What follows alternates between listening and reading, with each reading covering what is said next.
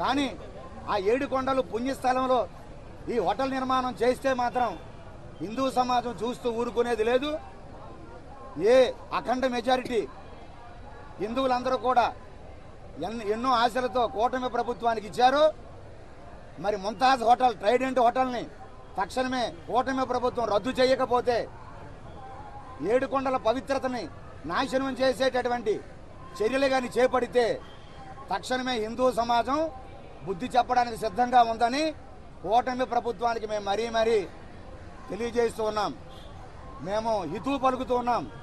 తక్షణమే తిరుమలలో ప్రక్షాళన ఏదైతే అన్నారో అన్యమతస్థులు కానివ్వండి, లేకపోతే విఐపి దర్శనాల పేరు మీదుగా సామాన్యులకు ఇబ్బంది పెట్టడం కానివ్వండి, తిరుమలలో జరుగుతున్నటువంటి అపచారాలు కానివ్వండి, వీటన్నిటిపైన కూడా కూటమి ప్రభుత్వం చిత్తశుద్ధితో ముందుకు వెళ్ళాలి. అలాగే సనాతన ధర్మం అని పవన్ కళ్యాణ్ గారు పదే మాట్లాడుతూ హిందువులందరినీ కూడా ఒక ఆశ, హిందువులందరికీ ఒక భరోసా ఆయన మాటల ద్వారా కల్పిస్తూ ఉన్నారు. మాటల ద్వారా ఇస్తున్నారు తప్ప చేతల్లో మాకు ఎక్కడా కనిపించడం లేదు.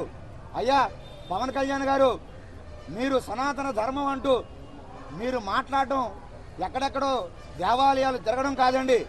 మీరు రండి, తిరుమలకు రండి.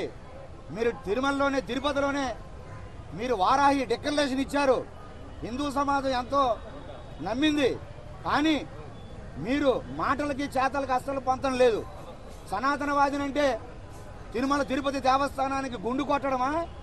తిరుమల తిరుపతి దేవస్థానాన్ని అపవిత్రం చేయడమా సనాతన ధర్మం అంటే? పవన్ కళ్యాణ్ గారు, దయచేసి మీరు ఒకసారి ఆత్మ పరిశీలన చేసుకోండి.